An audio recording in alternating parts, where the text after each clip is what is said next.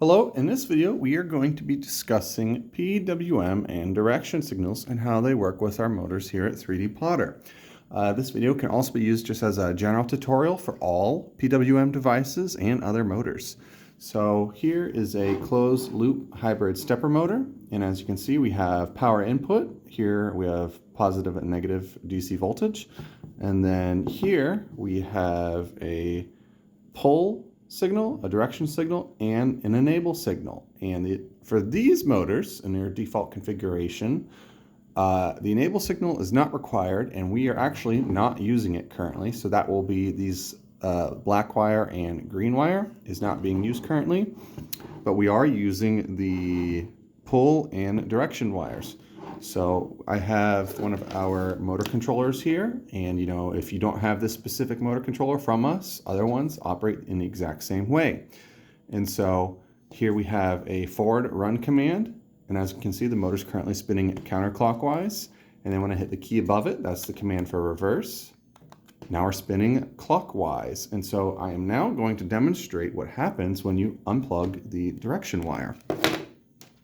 So on these green connectors here, all you need to do is push down this yellow-orange colored tab, and I'm going to disconnect this blue wire here, which is right in the middle of all the wires.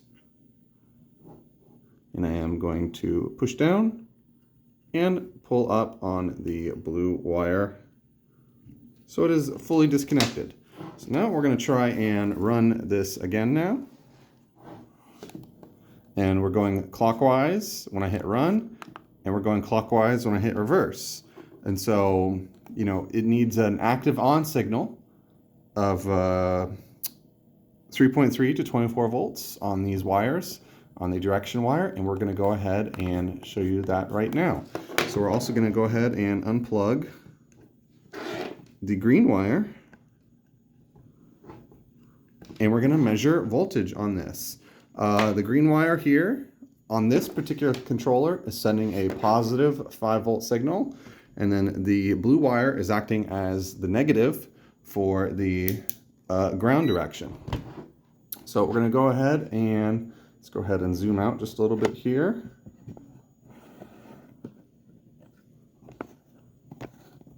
So we can get everything in the shot. And we're going to go ahead and check the voltage.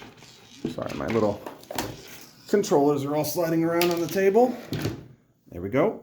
And we're going to check the voltage on this circuit when it is running. So we're going to go ahead and hit run. And I believe this should show, yep, that's 22 volts. So that's perfect. And then I'm going to measure it again when it's in reverse. Nothing. Or not enough of a current there. You see, so only 0.3 volts there. So that's not enough current to activate the circuit. We're going to go ahead and hit run again. So as you can see, in forward, we have this circuit, and in reverse, we have nothing. And so, obviously, because this is disconnected, the motor's not receiving any signal in the direction wires, so it'll always go the same way. So let's go ahead and put these wires back.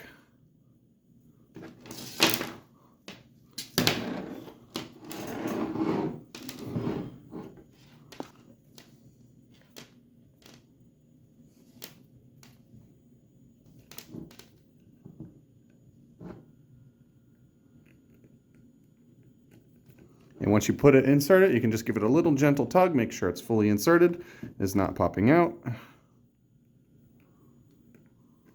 There we go. So now when we try forward, it should go in counterclockwise direction. As you can see there, we're going to hit reverse, and direction is now working again. So you can also use an oscilloscope to measure the PWM signal that's coming off of the device. So we're going to go ahead and do that. Getting a voltage signal out of the PWM wires is not very reliable because it is a PWM signal and not just a constant voltage on signal. So we're going to go ahead and connect to the positive, connecting to the negative. And we are going to pull up our oscilloscope and see what kind of signal we can read. So let's go ahead and get this a little bit closer to the camera. So now the motor PWM signal's fully disconnected, and we're just looking at the output here on oscilloscope. So it's going to go ahead and hit run, and we're going to auto range this so it looks a much nicer wavefront we can read, which is right there. And so as I increase this, you can see the wave changes. And this is a good way to test if your PWM signal is working. So now we're going to set a high speed here so you can see a very compressed wave. Then we're going to stop and go in reverse. And there we go. There's the reverse speed. So it's a much slower speed there. And this is RPM, by the way, the number on the red controller here. And this is how you can test if your device is outputting a good PWM signal. The last thing is the enable signal, which I mentioned earlier. These motors are enabled, this style of motor is enabled by default. So from power on, as you can see, with just power on only, the green light is on and the red light is off, indicating the motor is enabled.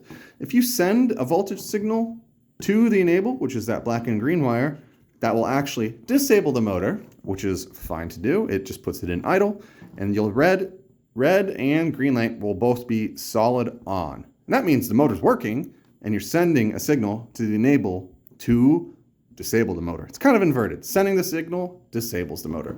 That's just a general overview of the PWM signal, how to test it, see if it works, and see if you have any other issues that differ or are different from what was shown in this video.